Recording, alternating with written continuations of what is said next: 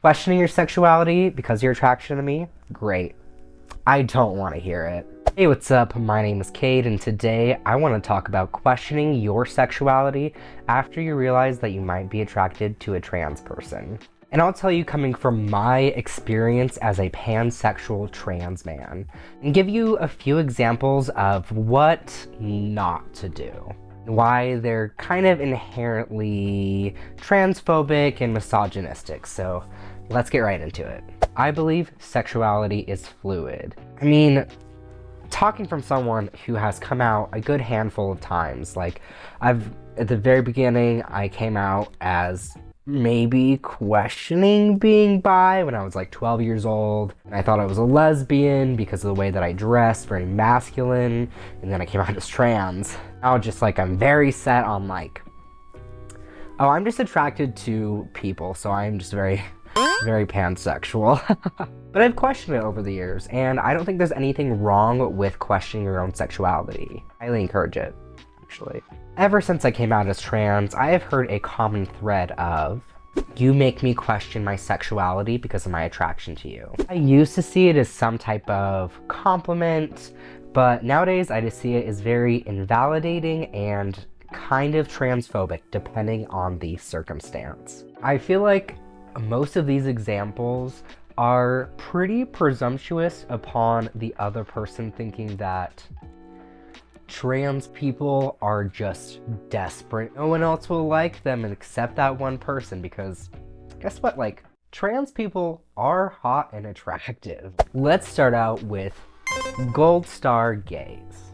Being a gold star gay is slang in the LGBT community, talking about how they have not had sex with the other sex. It's a very binary approach to sexuality. With all of that being kept in mind, one comment that I have gotten a good handful of times over the like 8-9 years that I've been out as trans, gay men telling me that they would lose their gold star status to sleep with me. I think this way of thinking is very ignorant and absolutely reduces trans people down to their genitals. I think it is really silly to be able to look at me, see my facial hair, see my body hair, see my muscles, the more like traditionally masculine features, right? And still have a dick, a small dick, don't get me wrong, but I just don't have a cis penis. See me, but still say they're gonna lose their gold star status to sleep with me, which, once again, very presumptuous. If I'm gonna sleep with someone, I am there to be respected and be seen. And those type of comments are not it. Moving on from the gold star gays, let's talk about questioning my partner's sexuality because she's with me. When we first started dating, I heard that a few of her friends were questioning her sexuality or making comments about it because she is dating me, a trans man. I was even there for one of these comments, but it was more of like a friend/acquaintance. It was the first time I was gonna hang out with this friend outside of a party setting. Her and her partner came over, and it was just me and my partner hanging out as well. And this individual made a comment to my partner asking in a surprised tone like, "Oh, I thought you were a lesbian."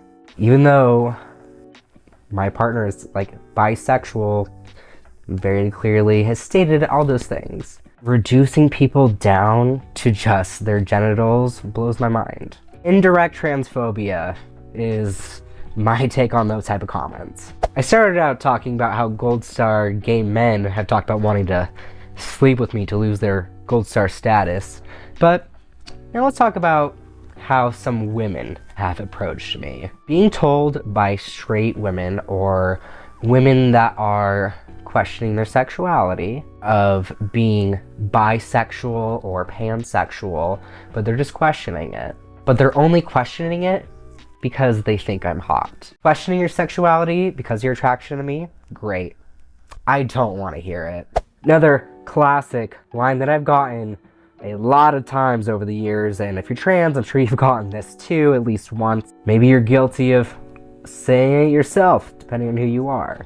But the idea of me being the best of both worlds.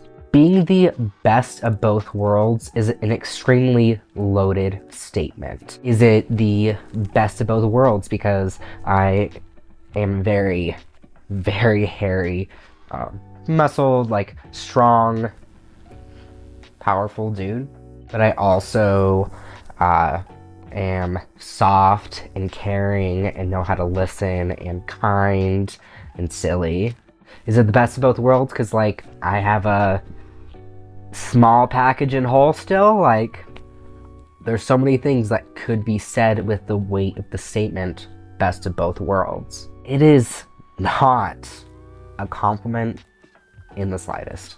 I've had a handful of bi-curious individuals that want to test things out with me because I'm a good in-between. I am my own unique person, and I think there's a lot of stereotypes out there of what it is like to date or sleep with a trans person.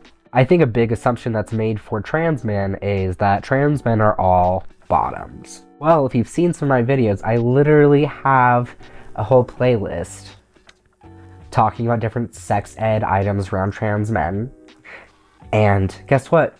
I am a switch/verse, so I really like to top as well. And I know a lot of trans guys who like to top. There's a reason why that's one of my top videos. Top tips to top, how to top as a trans man, like that type of thing. And I'll also link that video below.